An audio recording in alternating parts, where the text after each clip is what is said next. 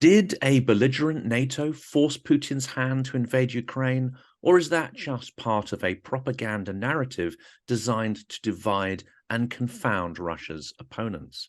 He undoubtedly also feared an independent, democratic, and affluent Ukraine, which was becoming a threat to his own system based on a power vertical. By its example of how a country could drag itself out of the post-Soviet imperial quagmire. Putin has, by his actions, created the very thing that he fears. NATO is more united than ever. A resurgent West is remembering its values and rapidly rearming.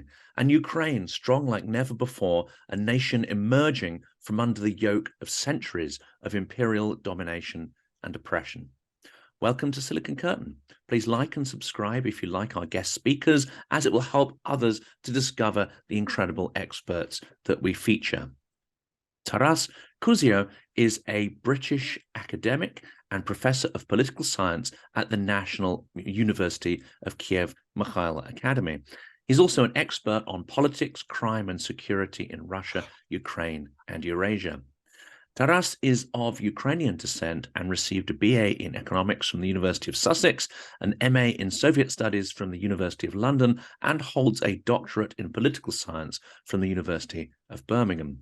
He was a postdoctoral fellow at Yale University as well. His most recent book is Russian Nationalism and the Russian-Ukrainian War, 2022, which was published prior to the full-scale invasion by Russia of Ukraine in February of last year.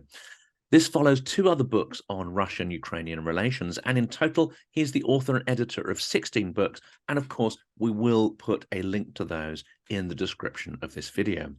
He is an associate fellow, research fellow at the UK Henry Jackson Society think tank, and has contributed to the Atlantic Council, Foreign Affairs, Kiev Post, New Eastern Europe, and International Relations. Taras, I hope that was reasonably accurate introduction. Yes, it's always a bit embarrassing when it's too long. I could have gone on for a lot longer, but I trimmed it down a bit in respect of the time that we've got. Well, let's start with that question really posed in the introduction. I think we're probably aligned on the answer, but it'd be good to unpack it nonetheless. Is Russian aggression against Ukraine, is this Putin's war, as many at the start were calling it, or is this a war of the Russian people against Ukraine? It's in many ways both. The major difference between the 2014 crisis, when Russia occupied Crimea and launched a hybrid war against eastern Ukraine, and the full-scale invasion in 2022, is that in the first case, 2014, Ukrainians differentiated between Russian leaders and the Russian people.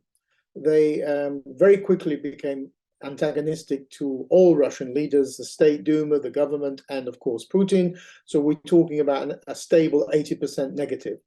But there wasn't really any negativity towards the Russian people. So that they kind of separated the two. That's no longer the case with this invasion. That's, I think, a very radical departure. What Putin has undertaken, in effect, not that he wanted this, is a final and irrecoverable divorce between Ukrainians and Russians. Opinion polls show that this will last decades. This won't go away. What he has, in effect, done is made the views of Western Ukrainians, so that those views were very typical amongst Ukrainian community living in Britain that I grew up with. They were the same as in the Baltic states, i.e. anti-Russian as well as anti-Russian leaders. That view now has become dominant in eastern Ukraine. It's not surprising. I mean, after the destruction of Mariupol, after war crimes, I mean, it's Russian speakers who have borne the brunt of this aggression and invasion and war crimes, not West Ukrainians, which is ironic because Putin's supposed to be protecting Russian speakers. I mean, he allegedly intervened in or invaded Ukraine to stop a genocide against Russian speakers, but in fact, it's his forces that are doing the genocide. So that's the big change. And when you ask that question, it's always interesting because a lot of colleagues who are Western academics or think tankers and who work on Russia are desperate to find Russians opposed to the war. It's like a obsession because they're so embarrassed. They don't want to be told, well, actually, most Russians support the war. So they're desperate to find it. And you know, I think this is wrong. It's not true. I mean, 70 to 80% of Russians have steadily, throughout the year, supported the war, according to Russia's only last remaining independent sociological polling organization called the Levada Center.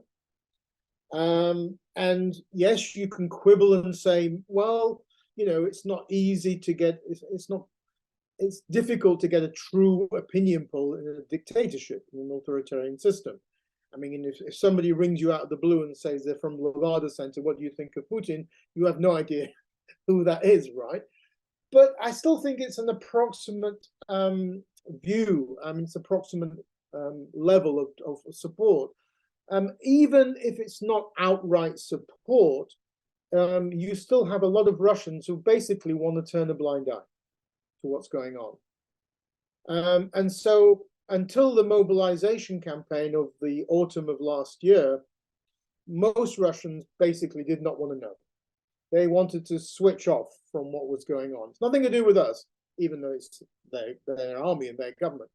And until the mobilization came to them and they began to be recruited, then they went, oh, wow, all right. So 700,000 fled. And there's been a lot of Western media writing about the 700,000 who have fled from Russia. But actually, more people stayed than fled. Far more, millions stayed.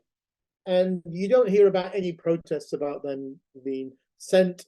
And they occasionally protest when they're mobilized, when they're conscripted, because they don't have any good uniforms, nowhere to sleep, their equipment's lousy, their officers are lousy, their food's stolen, you name it. But they still go and fight, and they still die in huge numbers. They're willing to die. I mean, they're willing to be cannon fodder. The UK military intelligence estimates in the last few days that over 800 a day are being killed, Russians.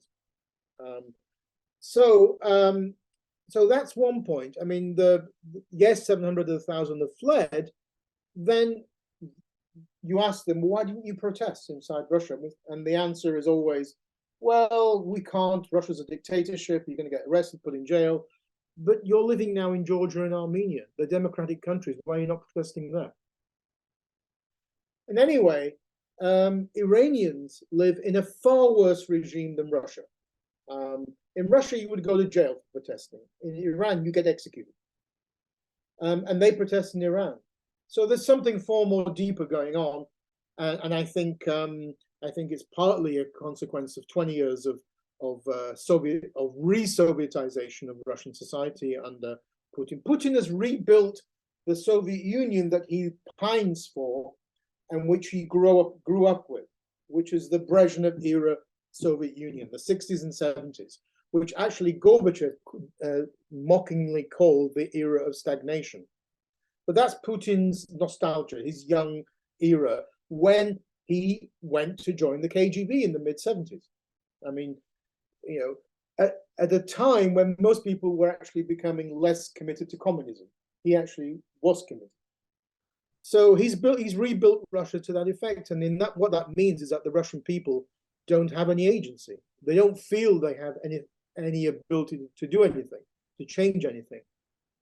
Very different to Ukraine, which has had 3 revolutions since 1990, 3 people's revolutions, and where Ukrainians do have agency. They are citizens, as we understand them in the West, and hence why you have this very large volunteer movement and large civil society, and where you have a very different army to the Russian army, which has flexibility, autonomy. Officers do, you know, act independently of a hierarchy. In Russia, it's the Soviet army. It's nothing much has changed, and it fights very badly because of that. So I think that the Russian society is either backing the war to the hilt. So you have the nationalist 1/3 of the population, shall we say. But then you have a huge number of people who are passive, who don't want to know, who are simply not willing to take a stance. And to be honest, they're as guilty as the first part. And we don't do ourselves any favors, do we, by simplifying the situation in Russia? Because there's this concept of good Russians versus bad Russians. And that system of labeling is far too simplistic to really understand, as you say, at a deep level, what's going on and how Russia differs from Ukraine, how Russia differs from Georgia and other territories in the ex-Soviet Union, even from Belarus, where there was far more activism and resistance. And again, even in the so-called label of good Russians, you can be sympathetic to the anti-war message and do absolutely nothing about it, all the way up to a tiny number of individuals who are extreme activists. I've spoken to a couple, and what they're doing is extraordinarily brave and comparable to the Iranian protests. But there's there's far too few of them. Whereas if you compare that to Maidan and the Resolution of Dignity, you're talking there about a critical mass of hundreds of thousands of people contributing to those forces for change. I was in Kiev on the 1st of December 2013, when there was 1 million people on the streets. 1 million. If you had 1 million people in Moscow on the streets, Putin and the Kremlin would be dead, would be finished. And that's never happened. You're absolutely right. Of the 3 Eastern Slavic peoples, the Russians are the sleepiest and the most enslaved. Belarusians came out in huge numbers in 2020 when the elections were falsified, and but unfortunately, it's very difficult to have a kind of a people's revolution in an authoritarian system.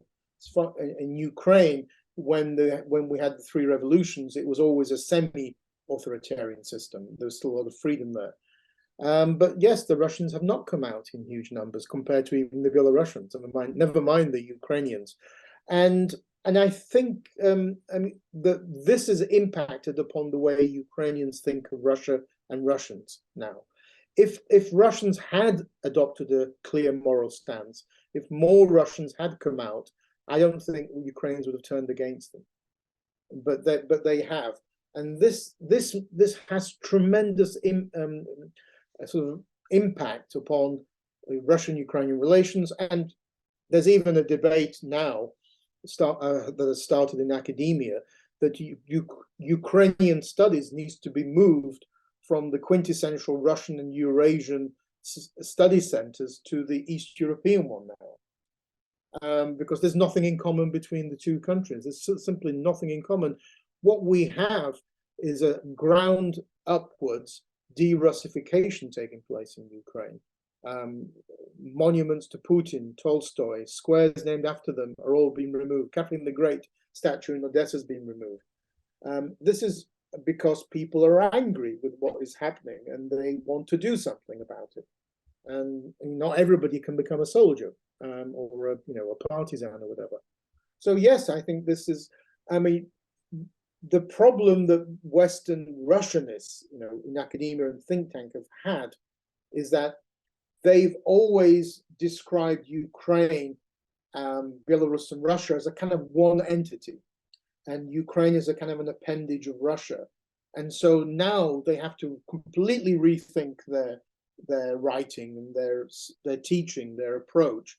And they're finding it extremely difficult to do because they can't explain this, where this bitterness and this war crimes and this military aggression is coming from, because they've had their heads in the sand so long. So it really is, it's funny to watch. How so many academics on Russia are doing like somersaults and whatever, trying to sort of not see the reality on the ground. And the reality is that Russia as a great power is finished, and Ukrainian-Russian relations will be negative for decades to come. And of course, the Baltics have been telling us that for a long time. People in Poland and parts of Eastern Europe, as well as Ukraine, have been trying to patiently explain to us what Russia is. But this hasn't been helped either, has it, by not just sort of academics, but also the fact that journalism was a very Moscow-centric affair when it was dealing with, the ex-USSR and those countries within Moscow's Mhm. sphere of influence. It's sort of almost sort of tainted or dewy-eyed. Yeah. Many journalists would have had friends, etc., in the so-called liberal elite, and perhaps they've got a completely biased view of what Russia is as an entity. Yeah, I mean, I think it's a mixture of factors, and um, in the case of academics, sometimes it's just laziness, pure laziness, because there's no excuse today. You can sit in your home and access the internet and access university libraries, online material from anywhere, from the comfort of your own home wearing pajamas. And yet, they still, when writing books about the Russian-Ukrainian conflicts in 2014, will use sources from Russia, but never sources from Ukraine. Um, until recently, every Ukrainian government website, parliament, the president, the government, had both Russian and Ukrainian variants of the websites.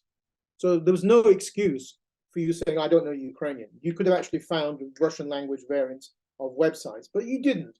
So books like Richard Sakwa, a very prominent Corbynite British academic, came out with at least 2 books on the war since 2014, and all of his sources are from Russia.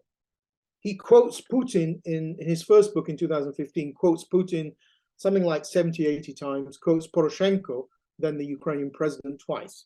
The only Ukrainian source he uses is the Kiev Post. Now, if I received an MA or a PhD student's essay, and the only Ukrainian source was the Kiev Post, it would get a fail, because you're supposed to use primary sources.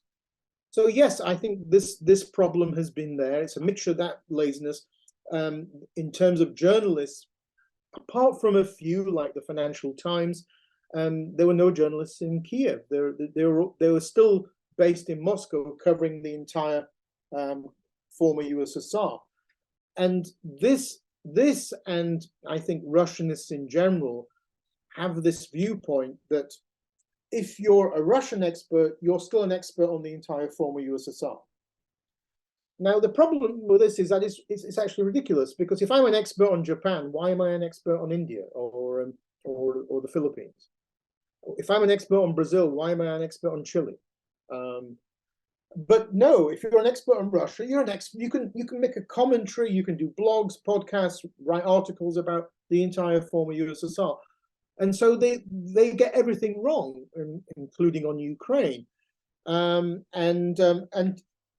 linked to that is something that I saw in The Guardian a couple of days ago, an interview with Steve Rosenberg, the BBC correspondent in Moscow, who talks about how he's long fallen in love with Russia and all things Russian. And I thought to myself, oh my God, how can you write objectively about a country if you have fallen in love with that country? If you've been fallen in love with that Russian culture? You're always going to give it a pass. You're always going to give it excuses and this. And you're never going to see the other viewpoint, or that Russia's sort of in conflict with. And that's also a problem. That a lot of ambassadors and journalists who have gone to Moscow have been too sucked in to that Russianism, and they've become Russophiles. And so they don't consciously necessarily feel that, but they, in their writing, it's inevitably that they're going to be filtering, shall we say, the Russian-Ukrainian war through Russian eyes. I mean, it inevitably happens. So yes, I mean, that all of that hopefully will now change, because I think there's a lot of things that are going to have to change, both in academia, think tanks, and journalism. I mean, the final way this was seen to be so wrong was that practically all of these so-called Western experts got the invasion wrong. They basically had the same view as what they had in Moscow, that Ukraine will fail, that Ukraine will be occupied in 3 days, that Kiev will fall very quickly, Zelensky will run away, and the Russian army is just this mighty second best army in the world. They didn't just think that in Moscow. They thought that in Washington, Berlin, Paris, and elsewhere. Boris Johnson, I mean, he does exaggerate the truth often, but he said that was the view of most people in the British government, except him. And maybe he has a point on that. So that kind of inability to see the other countries in the former USSR and to be too sucked into the Russian was certainly the case on the eve of the Russian invasion. And what that meant was that Western governments, including the US, were unwilling to give Ukraine major weapons, because they thought Ukraine would be occupied so quickly that the only things worth giving them is things they can use as partisans. I mean, who knows, if all of the stuff that Ukraine had gotten the last year, if that had been given in 2021, would the Russians have invaded? Maybe not. Well, but the signals the West was sending to Russia was that Ukraine's a walkover. And it also shows, doesn't it, just how much more powerful Russia's informational arsenal was than its physical military one. They were winning the informational war. They were changing people's mindset, how Russia was viewed as a great power. But as ever, history should have told us that this was a Potemkin facade, and that they didn't actually have that power, that military power to back it up. The idealism of many Western journalists, could that still be clouding their interpretations of where these events could be going? Yeah, I think that there has been the case that many ambassadors who have been stationed in Moscow, journalists, they have been sucked in to admiring and loving Russian culture, Russian people, Russian language, and this then does impact. Now, all of them, I'm sure, most of them will say that, no, that's not true, I still remain objective. But inevitably, you're going to, I think, give the Russians a pass or make excuses, or at the very least, look at the other 14 former republics through Russian eyes. And this often happens. And it's compounded by the fact that on most occasions, on TV, on radio, on podcasts, it's usually Russianists who are invited to comment on events, like there was an uprising in Kazakhstan, so they're invited. I mean, what the hell do they know about Kazakhstan? And of course on Ukraine. So that they attend those interviews, but they're too afraid to go deeper into the subject because it's a bit too unpleasant, because then you really are looking at all the skeletons in Putin's closet. You really are, as you say, looking at Russia in the same ways as many countries have always argued, like the Poles, the Baltic republics, and elsewhere. But they've always been slapped down as Russophobes. And one of the ironies of this war is that I think the center of NATO has shifted from, shall we say, France, Germany towards the east, because those countries that were previously pillared as Russophobes, they don't really understand Russia, we are better inclined to understand. Well, they were wrong. They were all wrong. I mean, the Germans were convinced that through trade, energy relations, economics, that they would be able to influence Russia. Well, they've admitted they were wrong. And so I think, yes, you need to look at Russia in a very realistic manner. And I think a lot of the people who say that they are experts on Russia are unable to or are unwilling to. And this need to normalize, this need to project our values onto Russia without actually trying to understand what its frame of reference is. This goes quite deep, doesn't it? I mean, the event where I was sort of introduced to your ideas and research was, I think it was last week. And there was an extraordinary moment in the Q&A where an ex-British diplomat threw out the idea that, well, why don't we just throw Crimea at Putin like a scrap of meat, and surely that will satisfy him, and then we can all move on. I mean, that was an extraordinary, on many levels, wrong on so many levels simultaneously, but it does betray a complete lack of understanding of Putin's motivations, not just for this war, but for his foreign policy over the last sort of 20 odd years. Well, this has been. I mean, there's multiple ways, and to answer your question, you're absolutely right that Western diplomats and historians of Russia have got Crimea wrong. I mean, back in 2014, many of them, especially the academics, were saying, "What's the problem? Ukraine has no historical ties to Crimea. This is the phrase they always used. Crimea was always Russian." The problem with that argument is that you're saying that Crimea had no history prior to 1783, when the Tsarist Empire occupied Crimea, and that's a racist statement, because you're basically, if you were saying that there's no history of the US prior to Jamestown, no history of Canada prior to Quebec, and no history of Australia prior to Captain Cook, I think you'd be called a racist, wouldn't you? By the native peoples of those countries. There was a Crimean Tatar state for 600 years prior to the Russian occupation. So they have subconsciously, I don't think consciously, but subconsciously adopted the Russian imperial framework for understanding things like the Crimea. They've taken Russia's side.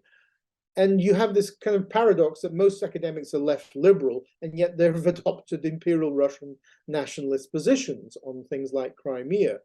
And I think that also the Crimean connection and the whole diplomatic connection boils down to the fact that we have been sending in the West signals to Russia, which led Russia to believe in 2022 that when it invaded Ukraine, it would just get a slap on the wrist. And so when we talk about 2022, we'll be talking about Russia making two gross major mistakes. It underestimated Ukrainians because it thought there is no Ukraine, there are no Ukrainians. These little Russians are going to just welcome the Russian army as liberators. It got that wrong. I mean, that's fair enough. But he also got the Western reaction wrong. And the reason why he got the Western reaction wrong is because the West was sending really weak signals for 20 years prior, saying that, okay, Putin, get away with it. You know, Georgia, not a single sanction after 2008. In fact, Obama and Hillary Clinton actually began a reset of relations with Russia in 2009, a year after. What signal is that sending to Russia? There's been no real pushback against, Litvinenko. The British government finally, 10 years after he was murdered in London, finally released a report which pointed the finger of blame at Putin. It took 10 years. Numerous assassinations, cyber attacks, hacking, election interference in the US 2016 being the most brazen, but not only, in the Scottish referendum on independence. What did we do? We in the West sent weak signals, and the sanctions imposed by the West for 2014 for the military aggression in Crimea were pathetic. And they were only introduced after the downing of MH17 in July of that year. They were not high-level sanctions. They were not Iranian-style sanctions like we have now. And Nord Stream 2 continued to be built. So all of that sent signals that Russia wrongly miscalculated and said, well, all that will happen will be a slight slap on the wrist and it'll be business as usual continuing. They were wrong in 2022, but they were wrong because the West had led them to believe that it would be a weak response. And the people who are paying for that are Ukrainians and us generally, with the economic, energy, inflationary crisis as a consequence of that miscalculation. And you're absolutely right, yeah, on that. So we fail to understand the Russian mindset. We fail to understand the motives behind the elite running Russia, which leads me to ask, what else do we willfully misunderstand? And that turns to the mechanic of imperialism. So you mentioned the takeover of Crimea. That is just one of a rolling set of expansions of Muscovy over the last sort of 3 or 4 centuries. As it expanded eastwards, it expanded westwards, but there's a mechanic underlining it, and we can actually discern that in how Russia uses its people, its economic assets, to leverage influence, to divide and conquer. And that's really been on display, hasn't it, in the West? The action of oligarchs being used to invest in Western institutions, corrupt Western institutions, to peddle influence, to ensure that the sanctions were soft in 2014. But also at the harder edge of that imperial mechanic, you have the takeover of Donbass, where oligarchs and industrialists are used as agents of influence within those territories that Russia wants to control. They will then leverage their workforces. Russia will also inject a sort of mafia criminal elite, as well as GRU, etc. I'd love to sort of unpack a bit what the mechanics of that imperial influence peddling and the harder edge when they actually sort of want to take over territories. What does that look like? What does it involve?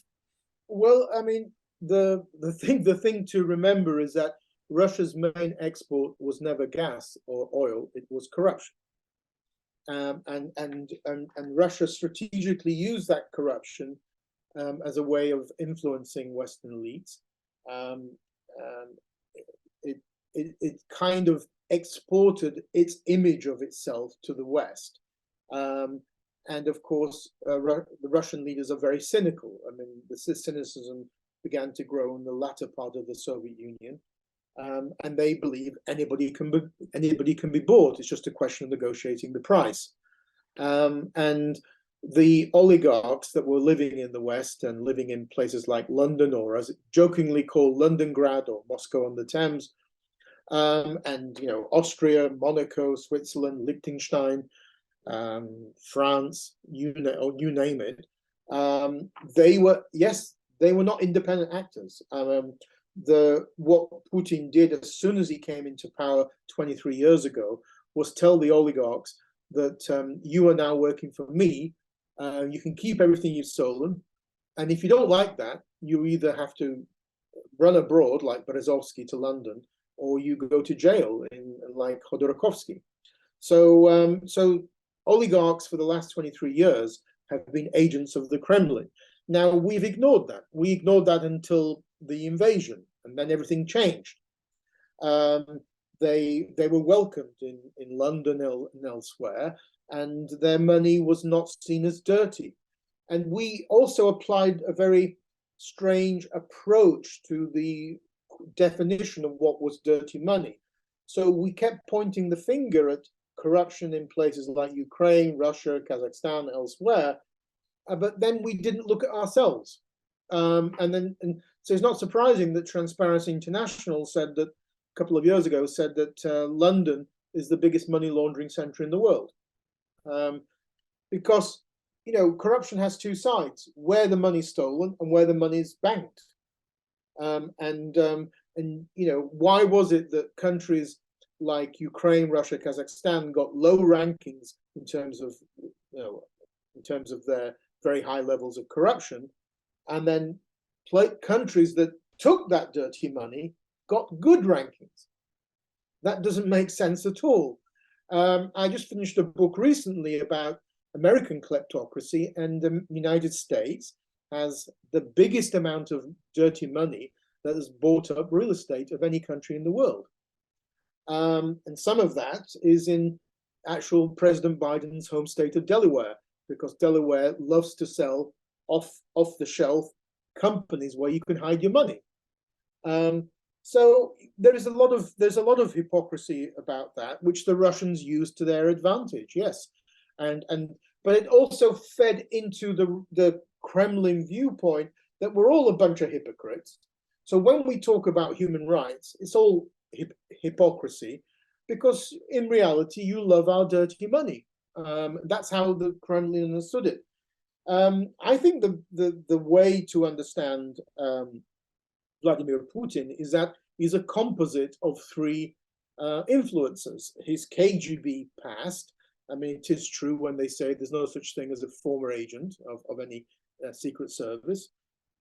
He's a Russian imperialist, because in the Soviet Union, Russia and the USSR were one and the same thing. We should never forget that. There were no Russia had its own republic. It was one of the 15 republics of the Soviet Union, but the Russian Soviet Republic did not have any institutions in Moscow. The only institutions in Moscow were Soviet. So the other 14 republics, like Ukraine in the Soviet Union, had their own Communist Party, their own Communist Youth League, their own Academy of Sciences, own government. Russia did not. It's because Russia and Soviet identity were one and the same. So when we talk about Russian imperialism, this is also Soviet imperialism. It's the same thing. And with Putin especially, because he's never got over the disintegration of the USSR. So that's the second factor.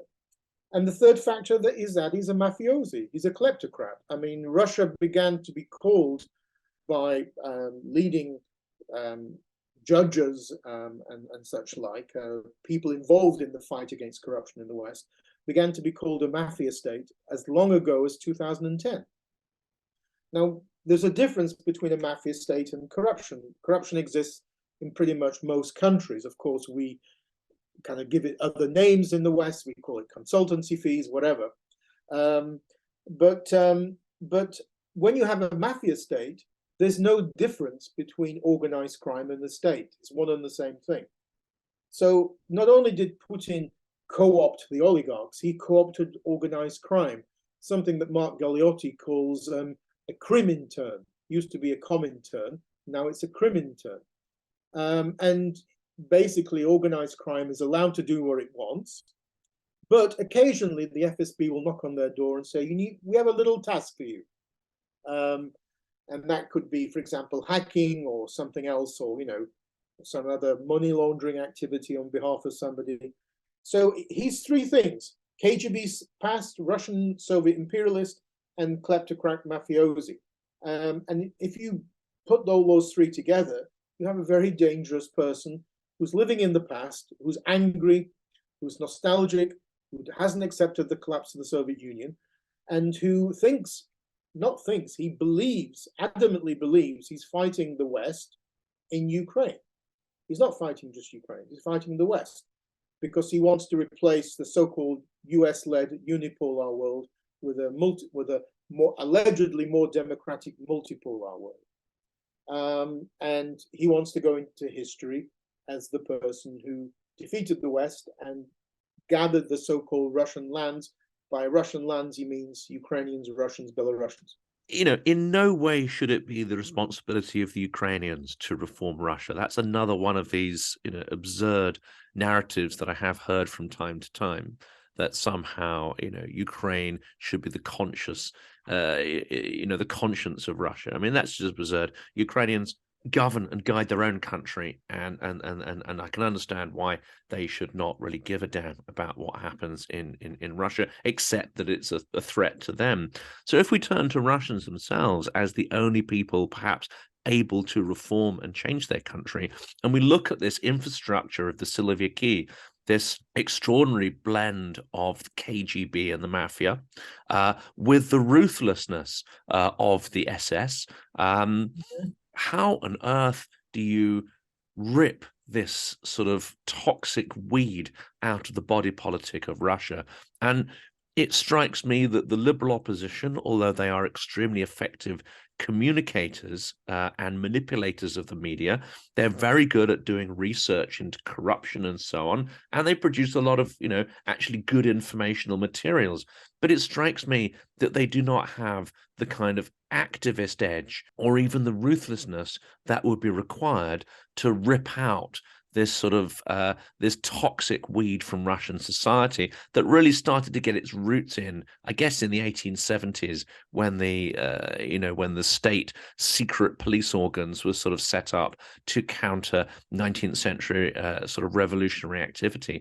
I mean, where on earth does this go, and who within Russia is going to reform it? Well, I mean, I think this begs the question. I mean, I simply do not see how a kind of pro-Western liberal political forces, I mean, which barely exist anyway now, would ever come to power, at least in the near future in Russia. And we also should take into account we need to be more realistic about Alexei Navalny, because he has a very checkered past.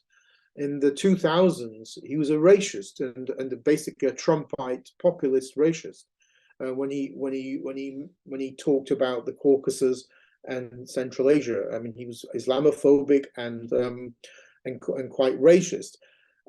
He actually was a Russian nationalist in the protests in 2011, 2012. So he's quite on the fringes. Then he kind of moved away from that.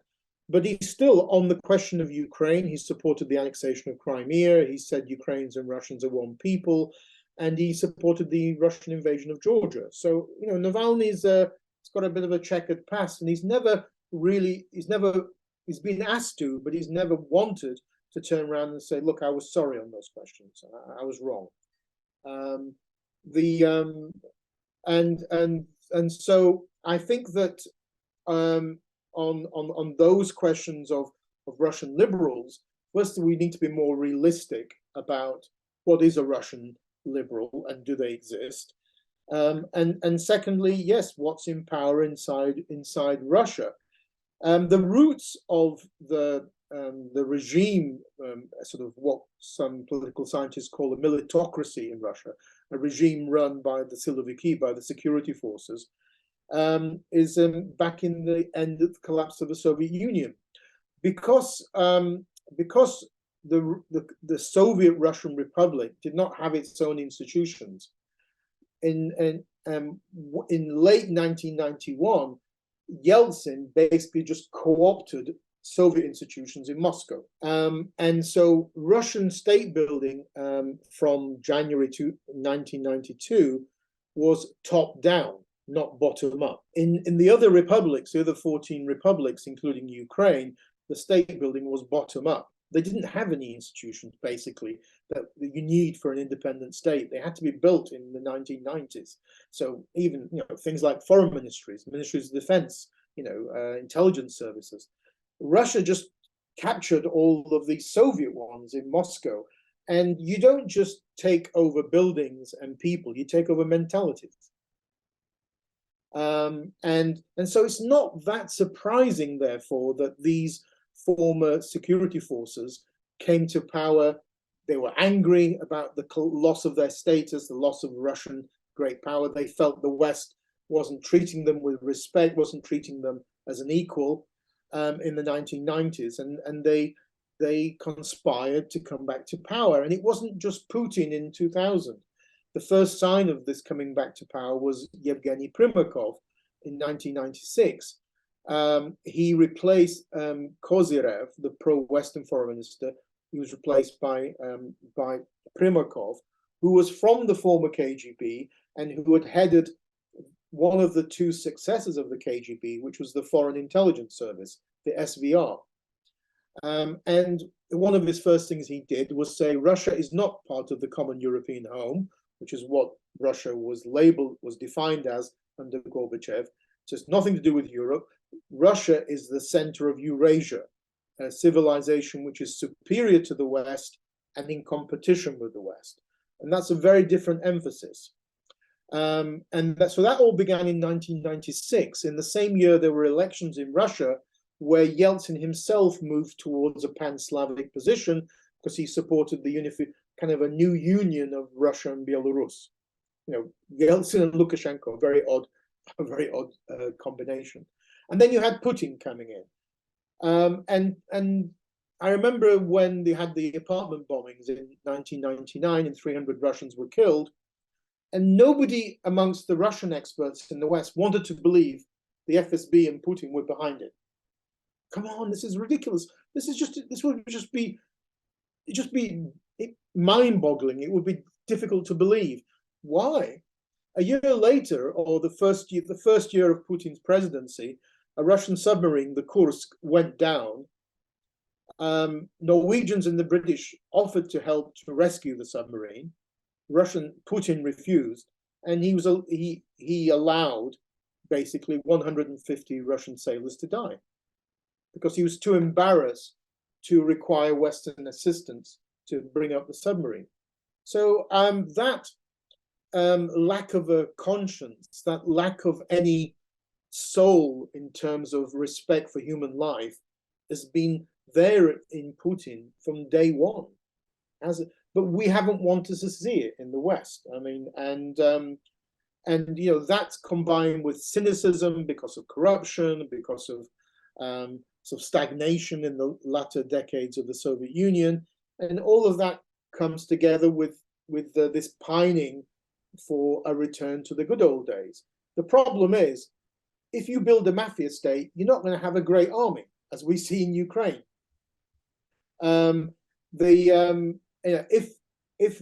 Russia wasn't a mafia state, Ukrainians would have a far bigger problem in fighting the Russian army. But the Russian army is a disaster zone in terms of logistics, in terms of stolen equipment, in terms of inability to field soldiers properly in the field.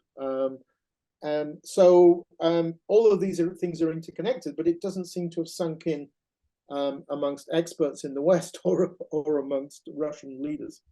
Far weaker, of course, than the Soviet army was potentially at the collapse of the Soviet Union, or the Soviet army that entered Afghanistan. I mean, if you look at the figures, they sustained far fewer losses of people and equipment in Afghanistan. I mean, maybe it's a different scenario, but far from reforming the military, it seems to have degraded under Putin.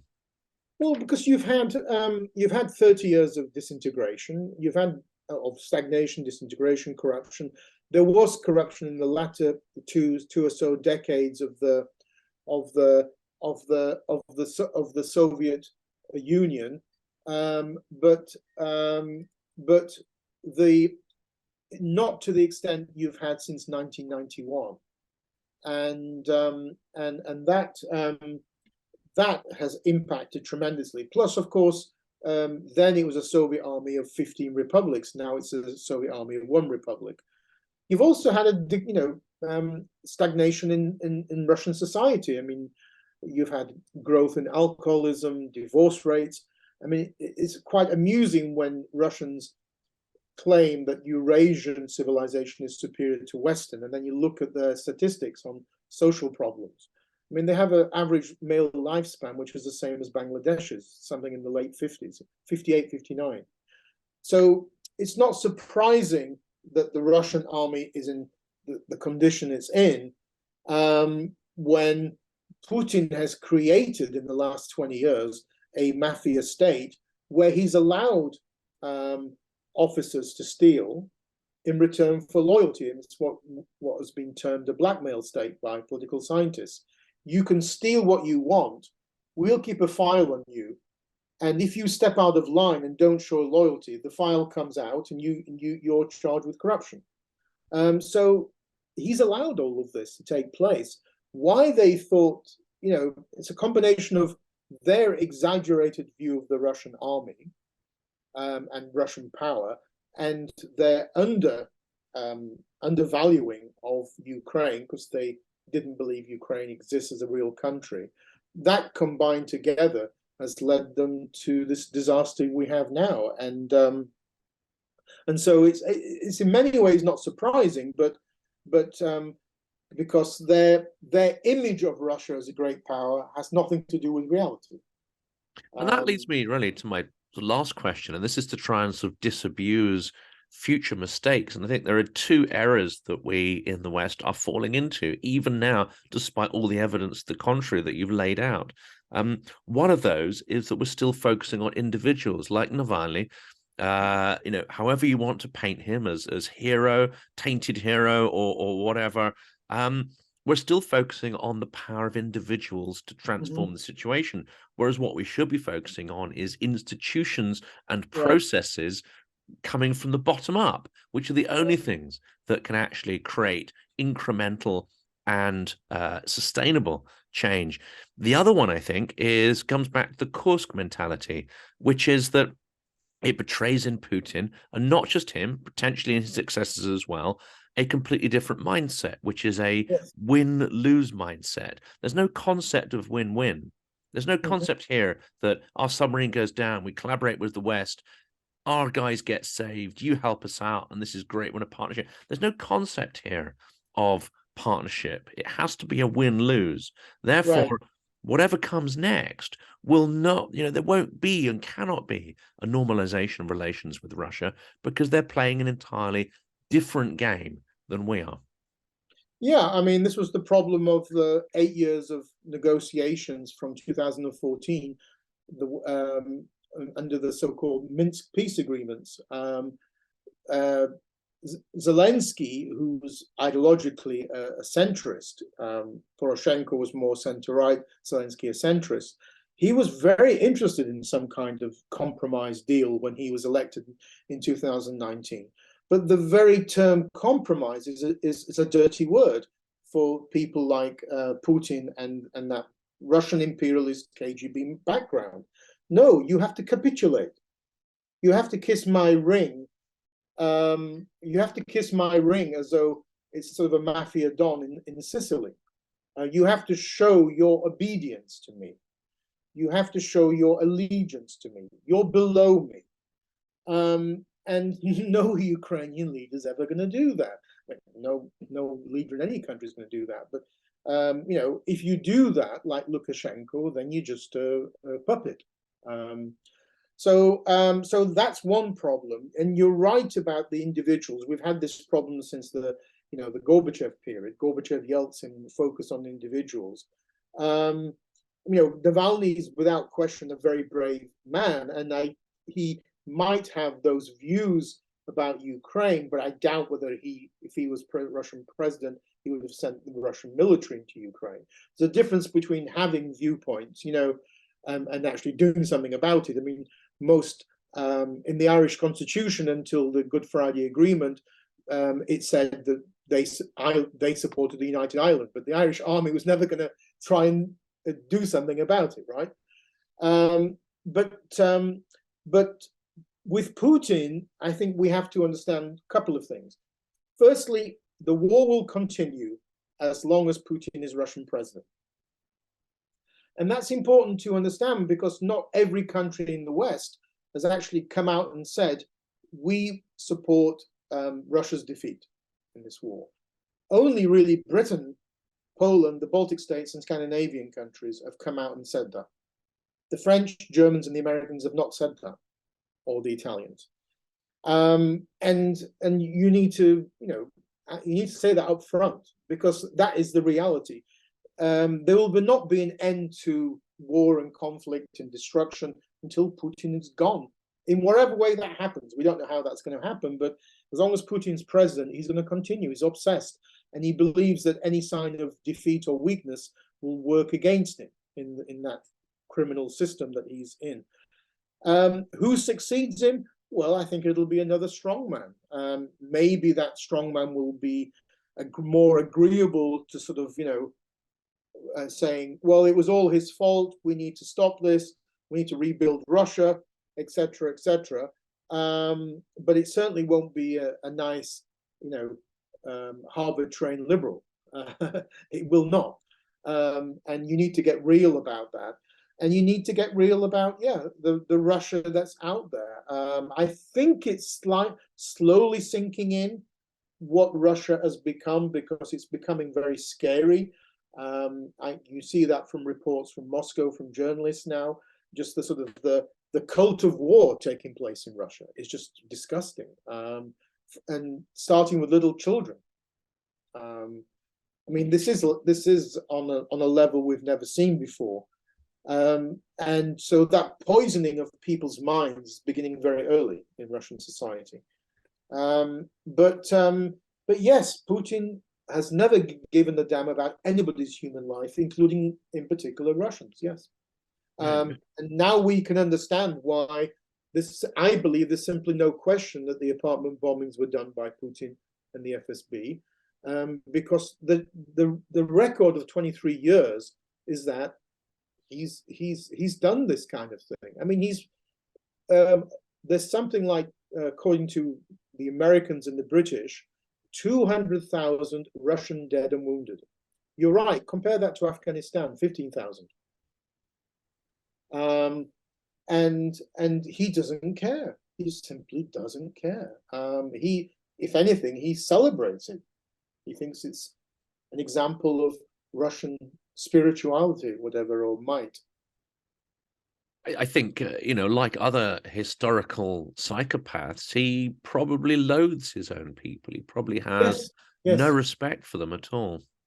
Yes, I think that's absolutely true. I mean, he comes from that kind of background, which combines all of those factors. Mafioso, cynicism, corruption, Russian imperialists, disdain for the people, looking down at them, seeing them as basically meat, as the Russians call it, not cannon fodder but meat, for the battles.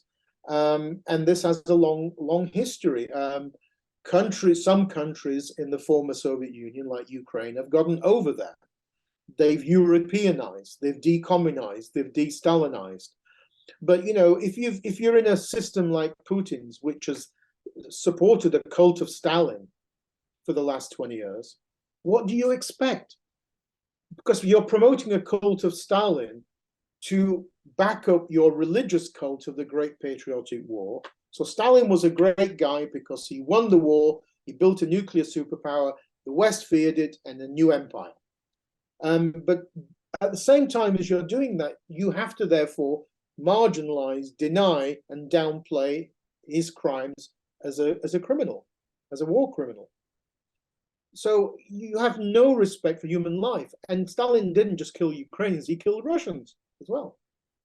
So, of course, yeah, I think it's very, very deeply ingrained in him. And that's the tragedy of all of this, is that when Ukraine wins the war, Russians are going to wake up to a massive nightmare. They're going to wake up to a massive nightmare when they're eventually told what has been done in their name. And it's just another cycle, isn't it? I know in the 90s it was traumatic for people to suddenly discover all the details, to realize that they'd been lied to for decade after decade, and the acts of, well, either themselves or their ancestors that have been labeled as heroic were far from it, in many cases criminal. This same process is going to happen, but that emotional trauma, that historical trauma, unless you take responsibility for that in an extremely active way, as Ukrainians have taken an active interest in their history, which is just increasing, you run the risk of running a cycle where you just try to bury it again, or you act out the trauma over and over again in order to try and push those thoughts to the back of your mind. It's a horrifying prospect. Yeah, the analogy I use is that, can you imagine Germany 3 decades after World War II, where a former Gestapo officer comes to power as the new chancellor and launches a cult of Adolf Hitler? I mean, it's exactly the same. A former KGB officer becomes Russian president and launches a cult of Stalin. We don't want to see the comparison, the similarity, but that's what basically it is. Because we do have a bias in the West against Nazism, and not really to the same degree against communism. Communism was seen as a great idea, but mistakenly implemented. So I remember a bar in New York, a trendy bar called the KGB bar. You wouldn't never have a Gestapo bar, would you? It wouldn't last very long. But you have a KGB bar, and it's trendy. Hipsters go to it. So we do have this, I think, inability to want to link the two together. Nazism and communism in Europe in the 20th century were two equal evils. And it's about time we listen to the views of countries that suffered from both, because both of them were as evil as each other. And if you are the leader of a country and you are trying to rehabilitate one of those, then you are a dangerous person, because foreign policy is always an outgrowth of your domestic policy. Well, on that incredibly forceful statement, which I completely agree with. I mean, anyone who's lived for any time in Russia and seen the malign effects of the Soviet Empire on degrading Russian culture itself materially and dare I say it, sort of spiritually. I mean, I think, you know, both of those make absolute sense. And the corruption of church, its institutions. I mean, the list is almost endless. That is an incredibly powerful place, I think, to end. There is a lot to unpack there. I think there's plenty to perhaps explore in a future episode. And Taras, I wanted to thank you so much Thank you for inviting me. Thank you. For this, yeah, and for the incredible books, which we're going to put links to in the description, and I highly advise people to check those out. All the best. Thank you so much.